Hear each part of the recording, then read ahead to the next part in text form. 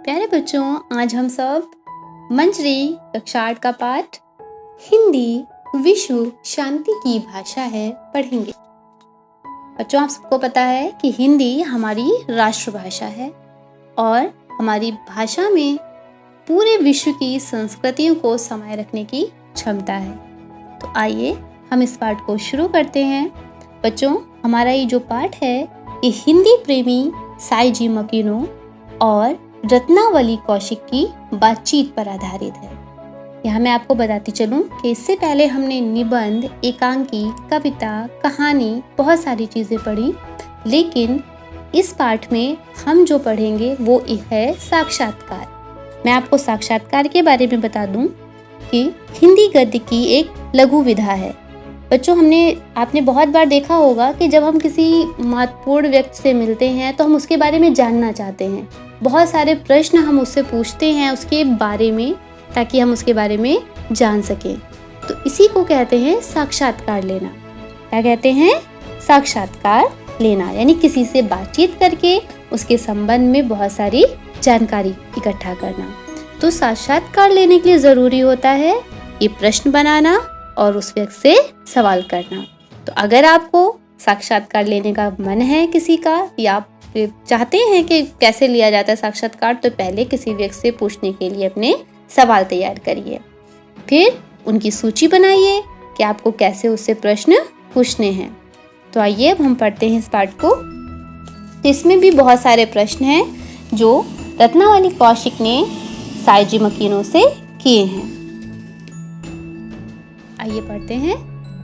Japan में 11 फरवरी सन 1924 ईस्वी को जन्मे साईजी मकीनो जब 36 वर्ष की उम्र के थे तब वो भारत आ गए थे। और बच्चों, वो एक पशु चिकित्सक के रूप में भारत आए थे, लेकिन जब वो भारत आए तो उनको यहाँ पर इतना अच्छा लगा गांधी जी के सेवाग्राम आश्रम में कि वो फिर यहाँ से नहीं गए।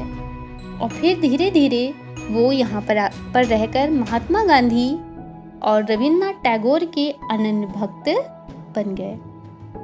तो भारत आने के पीछे उनका विशेष उद्देश्य क्या था? तो सन 1958 ईस्वी की बात है जब उन्हें फुजुई गुरुजी ने वर्धा स्थित सेवाग्राम में आने का आमंत्रण दिया। आमंत्रण मीन्स किसी को अपने यहाँ बुलाना। वे सन 1931 ईस्वी से गांधी जी के सहयोगी थे और सेवाग्राम में ही रहते थे, और वहां पर उनको एक पशु चिकित्सक की आवश्यकता थी। तो साईजी मकीनो वहां पर पशु चिकित्सक का कार्य करने के लिए आए थे। किस लिए आए थे बच्चों? वो वर्धा के सेवाग्राम आश्रम में पशु चिकित्सक का कार्य करने के लिए आए थे। और जब वो यहाँ आए तो फिर वो कुछ दिनों के बाद रविन्द्रनाथ टैगोर के पास शांति निकेतन चले गए। और शांति निकेतन में जाकर के गुरुदेव के साथ रहकर बच्चों रविन्द्रनाथ टैगोर को गुरुदेव की उपाधि भी दी गई थी। जीवन का अर्थ और सोच की उनकी धारा ही बदल गई। अगला प्रश्न देखिए, साक्षात्कार में उनसे क्या किया गया था? हिंदी सीखने और पढ़ने का सिलसिला कैसे शुरू हुआ? आइए अब उनके भाषा में ही उनसे जानते हैं इसका उत्तर।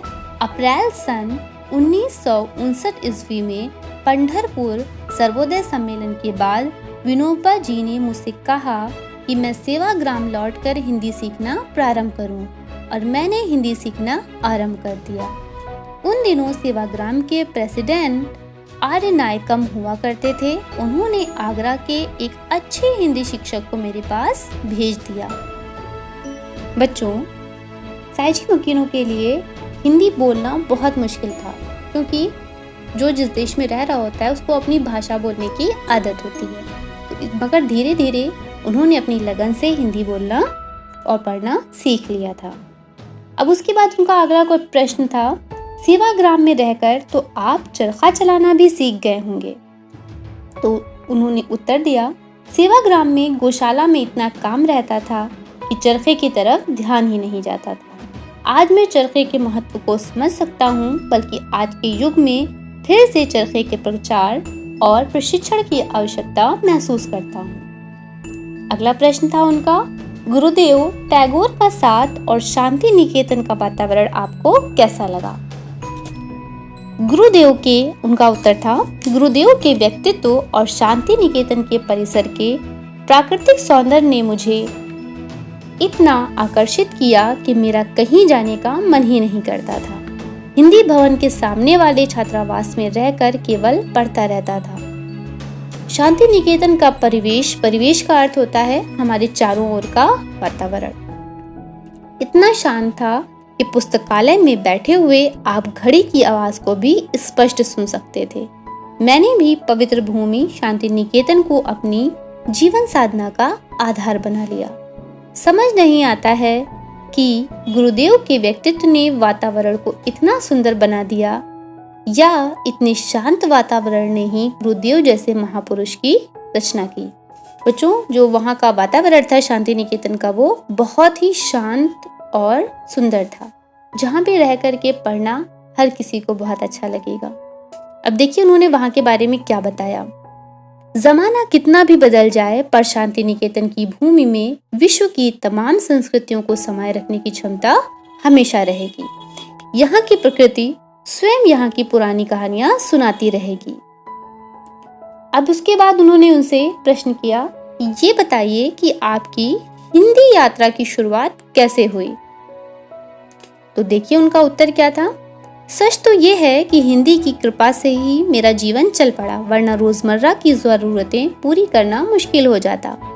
उन दिनों ग्वालियर में बिरला फैक्ट्री मीन्स कारखाना, ये फैक्ट्री एक अंग्रेजी का शब्द है।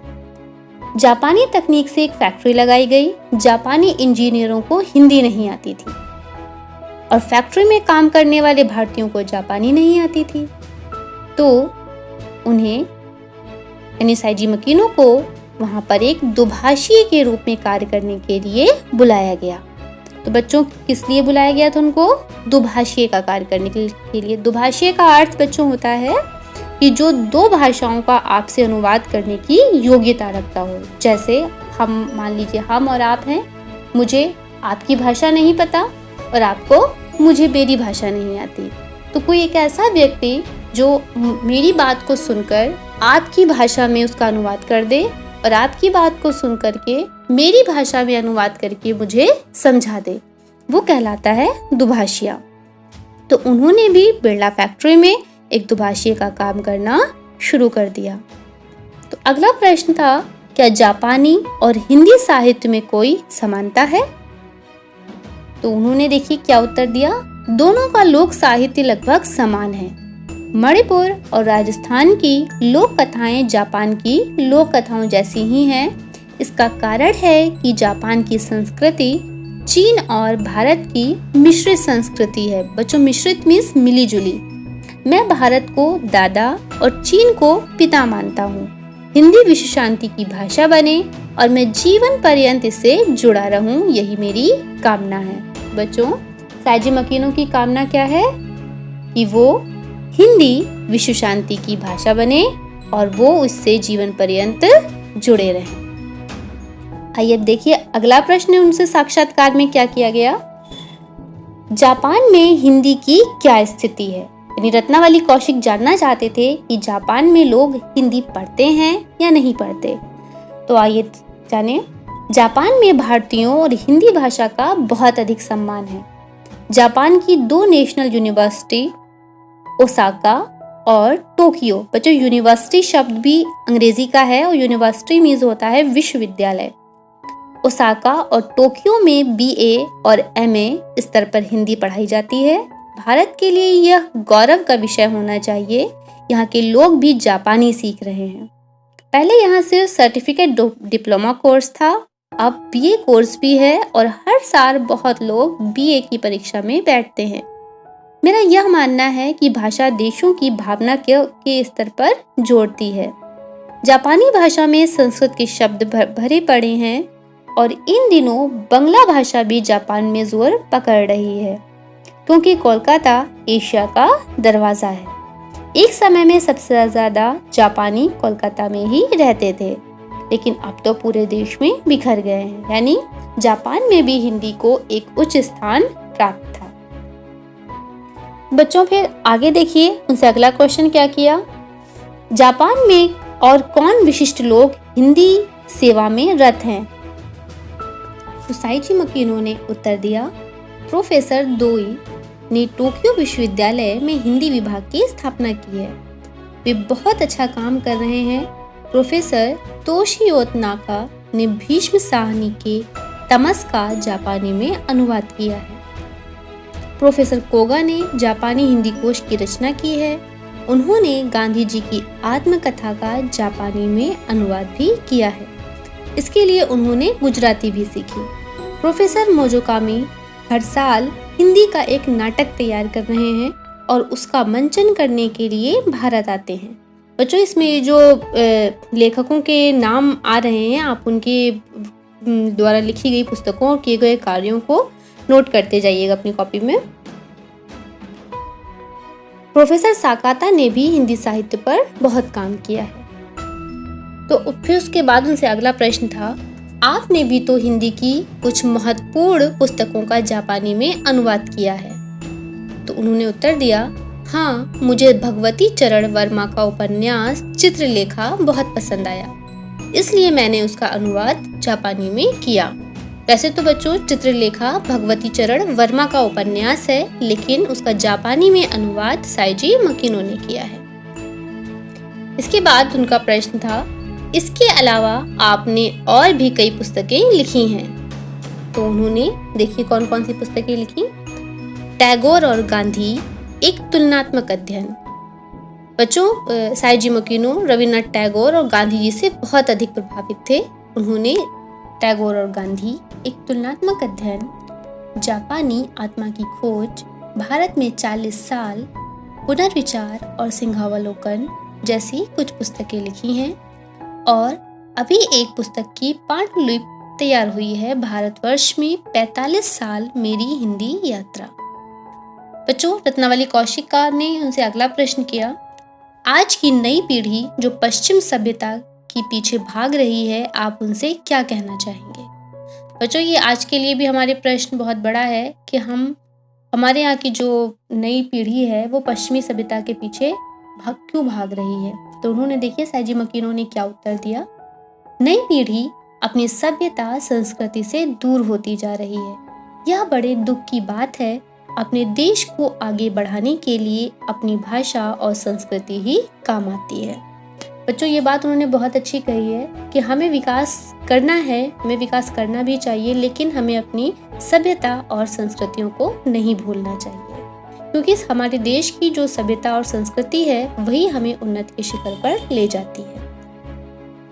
उसके बाद उनका अगला प्रश्न था, लिखने पढ़ने के अतिरिक्त आपके और कौन से शौक हैं? तो साइजी मकीनो जैसे शौक आपको भी बहुत सारे शौक होंगे। किसी को पेड़ लगाना अच्छा लगता है, तो किसी को गाना गाना पसंद है। इसी तरह से साइजी मकीनो के भी बहुत सारे शौक हैं। मुझे जापानी बगीचा लगाना बहुत अधिक पसंद है। जहाँ जाता हूँ फूल पत्ती और पेड़ों के साथ दोस्ती कर लेता हूँ। जगह जगह पेड़ लगाता हूँ। कुछ लोग जापानी फूल लगाने की कला भी सीखने आते हैं। तो बच्चों, साइजी मकीनो को बागवानी का बहुत शौक था। उन्हें पेड़ लगाना बहुत अधिक पसंद था और हमको भी पेड़ लगाना चाहिए। इसके बाद उनका अगला प्रश्न था, अंत में कोई ऐसी बात जो आप अपने पाठकों से कहना चाहेंगे? तो देखिए उन्होंने क्या अपने पाठकों से कहा है, हम सबसे जो उनकी लिखी हुई बातों को पढ़ रहे हैं। उन्होंने उत्तर दिया कि मुझे इस बात का खेद रहता है कि जितना भारत माता का नमक खाया उतनी उनकी सेवा नहीं की। भारत एक बहुत बड़ा देश है, उसका दिल भी बहुत बड़ा है। दुनिया का कोई भी देश उसका मुकाबला नहीं कर सकता। साइजी मकीनो ने जो भारत में अपना समय बिताया तो उन्हें भारत में बहुत अच्छा लगा, लेकिन उनका कहना था कि मैं खेद का अर्थ दुख है, तो उन्हें इस बात का दुख था कि वो जितना समय उन्होंने भारत में बिताया वो उतनी ही ज़्यादा भारत माता की सेवा नहीं कर सके और उनको भारत और भारत की भाषा हिंदी से बहुत अधिक प्रेम था। बच्चों, ये थी साइजी मकीनो और रत्नावली कौशिक की बातचीत, जिसमें हमने साइजी मकीनो के बारे में बहुत सारी नई नई बातों को जाना। बच्चों, साइजी मकीनो को हिंदी भवन द्वारा हिंदी रत्न से सम्मानित भी किया गया था। तो बच्चों, आप इस पाठ को अच्छे से पढ़िए और साइजी मकीनो के बारे में बहुत सारी बातों को जानिए। और अगर आप साक्षात्कार किसी का लेना चाहते हैं तो उसे संबंधित प्रश्नों की सूची तैयार करिए और साक्षात्कार लेने का प्रयास करिए। बच्चों, पाठ से संबंधित प्रश्नों को मैं अपने अगले वीडियो में बताऊंगी, तो आप सब तक के लिए इस पाठ का ससुर वाचन करिए और इसको पढ़िए। धन्यवाद।